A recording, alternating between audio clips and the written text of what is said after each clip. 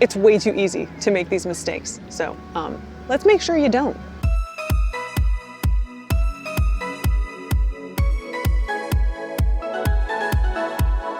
Theme park vacations can be a lot of fun, but they can also be a lot of stress, a lot of money, and a lot of work, which is unfortunate because you go to these places because you just want to have a blast, right? So today I want to talk to you about 5 things that I think you need to be aware of, 5 mistakes that I don't want you to make when you're planning your next theme park vacation. And yes, we're starting with the planning process because that's really where all of this goes wrong. It's not once you get to the park. I mean, there are some things that you can do right and wrong wherever it is that you're headed, but that's like icing on the cake. Where the biggest mistakes are made happens before you even buy your ticket. So we're gonna try and prevent you from doing any of that today.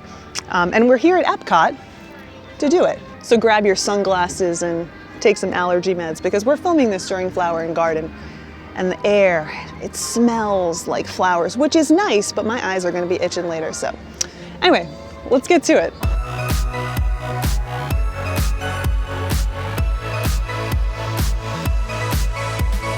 Number 1, assuming all theme parks are the same. Now look, this simply isn't true. Every theme park has something a little bit different to offer, and not every theme park is going to be right for everybody. Yet, people fall into this trap day after day, booking $1,000 vacations at a place that really isn't right for their family. The wrong theme park is like the wrong pair of shoes. In theory, it sounds fantastic. Maybe it even looks cute. But it's not going to be long before your feet are raw and you are begging for mercy. This isn't one of those things that is unique to any specific theme park, right? Like, no matter where we're talking about, there are people who are going to think that a place is the right place for them, probably based on hearsay or like aesthetic little pictures that they've seen online, and not actually consider the nitty-gritty. And that's the stuff you should be considering. What type of attractions are available? Is your body type going to be right for those types of attractions? That's especially true when we talk about visiting places like the Universal Orlando Resort or even SeaWorld. But while this is definitely something that you have to consider no matter what park we're talking about, I do feel like you're more likely to fall into the trap of visiting the wrong park when we're talking about the Walt Disney World Resort. And there are a few different reasons for that. The first being that Walt Disney World is a big place. It's not one place, it's 4 theme parks. And each of those theme parks serves a different type of guest. There are different needs met by each of those 4 theme parks, and every theme park is not going to be right for everybody. So, understanding what's available at each of the 4 theme parks and deciding if that's right for you and your family is really important. You know, otherwise you're spending valuable time and money on a day at a place that wasn't the right fit for you, and no one wants to do that, right? Especially when we're talking about a couple $100s per head. But also when it comes to visiting certain places, I think that people get turned off because it's not a different place. We see this in the Orlando area all the time. People don't want to visit Universal or SeaWorld because it's not Disney, and they'll put down those theme parks even though those theme parks might offer more of what they're looking for. For example, different types of coasters at SeaWorld, more intense coasters at SeaWorld that you just won't find at Universal or at Disney. So it's really important to kind of put your preconceived notions aside and think about what exactly you want out of your trip, and then allow that to drive your decision making, as opposed to allowing but if you don't go to all 4 parks at Disney or whatever type of thing, drive how your vacation actually looks. No one has the money to have a vacation based on someone else's opinions. We want to do this for us, right?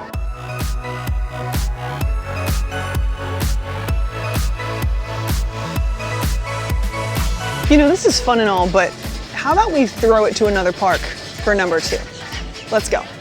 Number 2, fixating on cost. I'm not talking about being aware of the cost. I'm not talking about being aware of the price of things during your vacation. I'm talking about obsessing over it. Look, there are a few things that you need to know before you even think about going on vacation, especially if you're planning to visit a place like a theme park, a major vacation destination that people from all over the area, if not all over the world, choose to visit. Tourism usually comes at a higher price point. We already know this, right? Like, this has been true for as long as tourism has been a thing. If you travel to a place, if you're a tourist in that place or visitor in that place, you're probably going to pay a little bit more, especially if you're doing the very popular things, the very touristy things in that area. It's true for theme parks, it's true for any other place that you visit on the planet.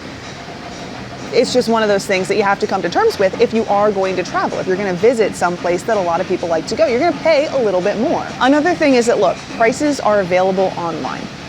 It's 2026, you know, so you can do the research, find out what it costs you to get whatever it is that you think you might want to get when you're at wherever it is that you're thinking about traveling before you even settle on that place. And in some cases, you're not going to be able to come to terms with the fact that it costs that much to go to that place, and then you either decide not to go there or you decide to go anyway.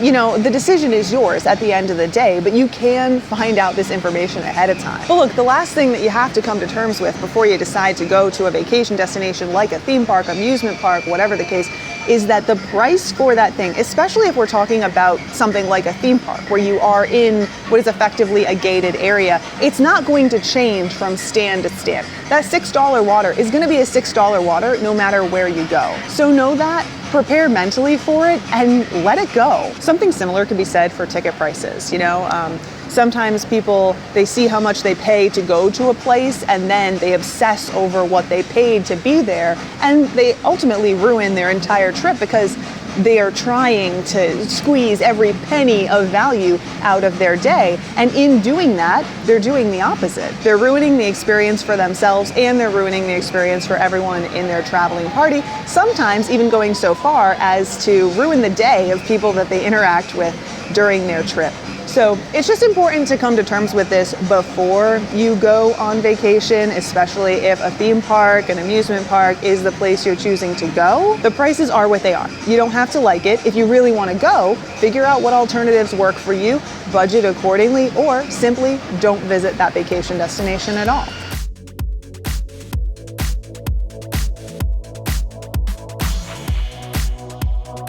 That was so much fun, more fun than I expected. Honestly, maybe we'll do it again. But let's talk about number 3, not planning downtime. This is a huge mistake that people make whenever they do a theme park vacation. And I think that this is a problem because people want to go. Their limited time, limited money makes this decision for them. And then because they're not planning any rest, they're not considering that they might need a little skosh of relaxation, they're burning themselves out and then ultimately ruining their vacation. All those core memories that they were hoping they would have with their kids, gone. Fairy dust. You've probably heard people who didn't plan in rest time say things like never again whenever they come back from a major vacation destination like Disney, Universal. It's because they didn't take time to rest and relax. They burned themselves out really quickly thinking they could do everything, see everything in the blink of an eye. It's not possible.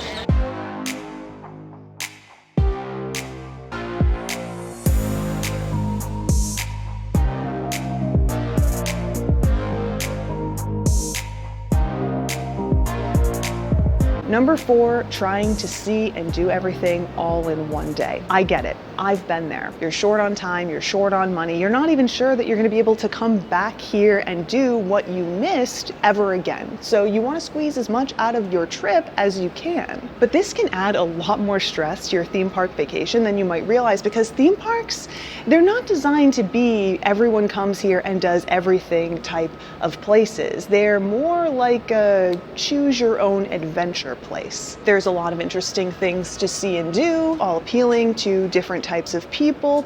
And so when you try and accomplish everything, what ends up happening is you have this list that just isn't doable. There aren't enough hours in the day. And I know that this might sound a little bit crazy, but the harder you try to knock everything off the list, the harder it is to knock everything off the list. Because you're not giving yourself enough time to rest and relax and kind of like recenter before continuing on with your day, and everything starts to weigh down on you, making it so that not only can you not do all the things you want to do, but by the time you get to the end of the day, you're like, why did I even try that? This is why we we usually recommend that you have everyone in your party pick 1 or 2 things that they really want to do at that theme park you're visiting, and then aim for that, accomplish that, and anything you get to do on top of that feels like a bonus. It feels like a small win and then an extra win on top, as opposed to having this list that really isn't something that you can achieve and then feeling like you missed out, you've lost before you even begun. But another thing that people don't think about,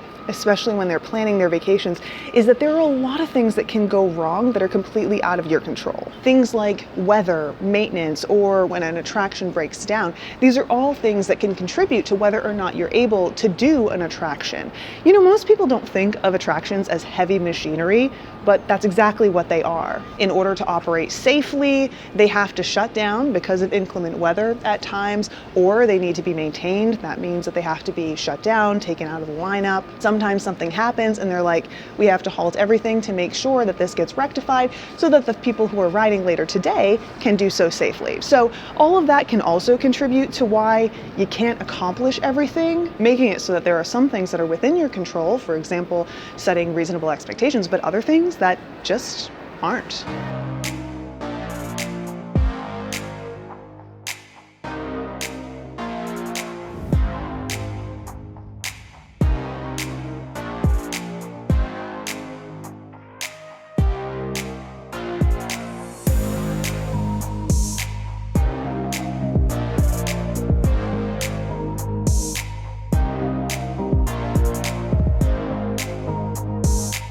Took you by surprise with that last one, huh? I didn't even tell you we were going. We were just, boom, gone.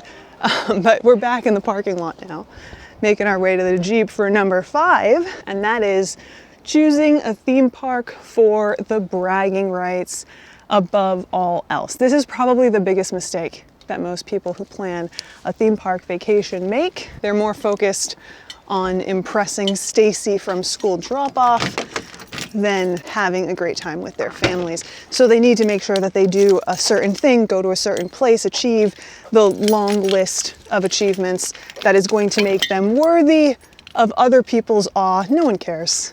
Not really. One of the biggest misconceptions when it comes to this type of thing, and I know that this is something that people of a certain age will already know, but not everyone does. So I just want to fill you in if you don't already know this, if you don't have someone to tell this to you in the way that I'm going to. Most people who brag about their vacations in a big way, in a way that kind of makes you feel the effects of FOMO, they're doing that because it makes them feel better about themselves because they've got some sort of shortcoming, they've got some sort of thing that they're trying to compensate for. This is natural, it's something that everyone does, right? It's just part of life. But the key is for you not to get swept away in it and then you spent 10 grand on a vacation doing all of the things that Stacy did, but your family wasn't served well by that vacation. It happens all the time. So just don't. Don't get swept away in it. Don't do that. Don't let someone else decide what your best vacation looks like. Let you and your family figure out what that means for you, and then do the things that you find most fulfilling, the things that you want to spend your money on. Do those things as opposed to trying to chase Stacy's favorite things or the things that she says are must-dos. Because here's another thing that people don't say all that often. Okay? The things that those people who are so loud about how perfect everything was aren't telling you are all the things that went wrong.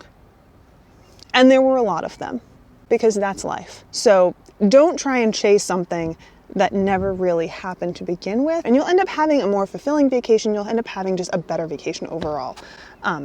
But here's the thing. Before I go, I want to know, what are some of the things that you think are huge mistakes that people make when they plan theme park vacations? It doesn't matter what vacation we're talking about, what theme park we're talking about, I should say. What are the mistakes that you think people make and they ought to avoid? Let us know. Also, I just stepped aside. I don't even know what this is. I didn't think it through. I just naturally stepped to the side. So whatever it is, I think you'll enjoy it. So check it out.